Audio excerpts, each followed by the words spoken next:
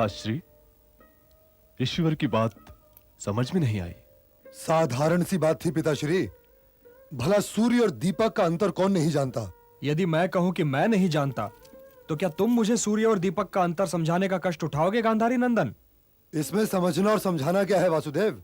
सूर्य सूर्य है और दीपक दीपक है। और मेरे लिए तो दोनों में से ना किसी का कोई अर्थ है और ना ही महत्व। यदि मुझसे कोई पूछे कि प्रकाश क्या है, तो महाविद्वान ताश्री का यह शिष्य इस साधारण से प्रश्न का उत्तर नहीं दे सकता।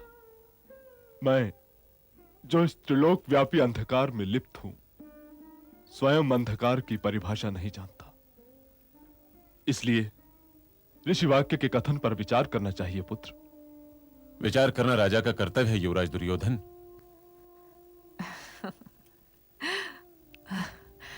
मैं तो बस यही चाहती हूं कि आप सब मेरे पुत्र युधिष्ठिर को आशीर्वाद दें कि भरतवंशीय परंपराओं के अनुसार वो एक अच्छा राजा सिद्ध हो और आने वाले युग उसका नाम आदर सहित ले।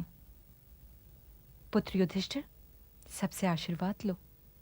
जो आ गया माताश्री। मेरी ओर न देखिए बड़े भैया, यह राजसभा नहीं है, परिवार सभा है। यहां सबसे पहले आशीर्वाद पितामह से लीजिए। मुझे आशीर्वाद दीजिए पितामह। आयुष्मान भव। मुझे यह आशीर्वाद दीजिए पितामह कि मैं सदैव हस्तिनापुर को आदरणीय मानता रहूं। ये भी मुझी से मांग लोगे तो अपने ज्येष्ठ पिताश्री से क्या मांगोगे? जाओ, उनके पास जाओ। मुझे आशीर्वाद दीजिए ज्येष्ठ पिताश्री। आयुष्मान भव।